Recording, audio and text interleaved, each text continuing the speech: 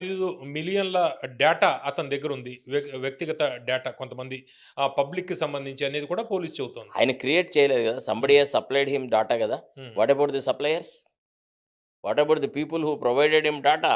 So, కాబట్టి ఇవన్నీ చాలా పెద్ద పెద్ద అంశాలుంటాయండి. హ్మ్. అంటే నాకు తెలిసి ఆయన కేస్ ఎవడు సరిగ్గా హ్యాండిల్ చేయనట్టున్నది. హ్మ్. ఐబొమ్మ రవికి ఆ లీగల్ కౌన్సెలింగ్ అంత పెద్దగా జరిగినట్టు చేస్తా ఉన్నారు. ఓకే. శరత్ కుమార్ గారు. ఇప్పుడు కరీబియన్ ఐలాండ్ సిటిజన్‌షిప్ ఉంది. దానివల్ల ఏంటి ఈ కేస్‌కి సంబంధించి అతనికి కొంత ఇదుందా? ఏమైతది హ్మ్. మాక్సిమం అయితే డిపోర్టేషన్ చేస్తారు. ఆ కంట్రీకి పంపిస్తారు. అంతకంటే ఎక్కువే ఉంటది. హ్మ్.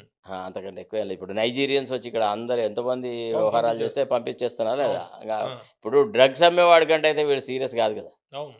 ఏవండి? ఇప్పుడు మాదక ద్రవ్యాల పంపిణీని, డిస్ట్రిబ్యూషను, తీసుకురావడము, స్మగ్లింగ్ చేయడం ఇట్లాంటి వాళ్ళతో ఐబొమ్మ రవిని పోలిస్తే హ్మ్. Is not that harmful a person గదా! ఎన్‌కౌంటర్ చేయాలంటున్నారు ఇప్పుడు టాలీవుడ్ వాళ్ళు. వాళ్ళ బోందా వాళ్ళకసలు టాలీవుడ్ వాళ్ళకి ఏ రకమైన సెన్స్ లేకుండా మాట్లాడతారు. ఎట్లా హ్మ్. ఎన్‌కౌంటర్ చేస్తారు? అంటే 'సజ్జనార్' వాళ్ళకు మద్దతిస్తున్నాడు కాబట్టి 'Sajjanar is popular for encounters' అనా?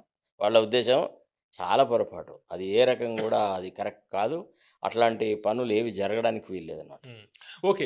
ఈయన ఈ ఐబొమ్మ రవి ఈ కేసు మీరు చూస్తుంటే కేవలం ఒక్కడే చేశాడనుకుంటున్నారా? లేకపోతే ఒక ముఠా లాంటిదేదైనా ఉండే అవకాశం ఉంటది కనిపిస్తుందంటారా? డెఫినెట్‌లీ.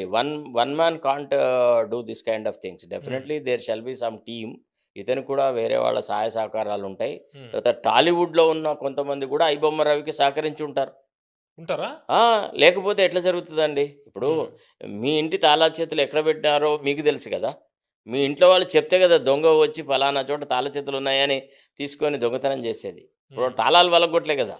దొంగతనం చక్కగా తాళం తీసుకొని సామాను సదురుకొని వెళ్ళిపోయినాడు. కాబట్టి కొంత అనుమానం ఉంటది. ఇప్పుడు అన్ని యాంగిల్స్‌లో చూడాల్సొస్తదండి ఈ ఇన్వెస్టిగేషన్‌ని. తర్వాత ఇదంతా హైప్ అండి. 2, 3 రోజులు. ఇంకా హ్మ్. మాక్సిమం ఒక 1 వీక్ ఉంటదండి 'ఐబొమ్మ రవికి' సంబంధించిన వ్యవహారాలు. ఆ తర్వాత దీన్ని అందరూ మర్చిపోతారు. ఎవడు ఓకే. పట్టించుకోడు. అంటే రవి వెనకాల టాలీవుడ్ నిర్మాతల్లాంటి వాళ్ళే కొంతమంది ఎవరో ఎవరైనా కొంతమంది ఉండుంటారు. వాళ్ళ ఉండే వాళ్ళ అవకాశం. ఓన్ వైషమ్యాలతోనో, లేతే పోటీతోనో, హ్మ్. పోటీతత్వంతోనో, లేతే పలానా సినిమా తొందరగా ఫిజిల్ ఔట్ కావాలన్న ఓకే. ఓకే. ఉద్దేశ్యంతోనో ఏదో వాళ్ళలో వాళ్ళ మధ్య ఉన్న ఉండదు. వ్యత్యాసాల వల్ల. ఉండదా? హ్మ్. వ్యత్యాసాలు. ఆ విభేదాలు కూడా అతను సహకరించుకొనుంటాడు. వాటిని వాడుకొనుంటాడు. హ్మ్.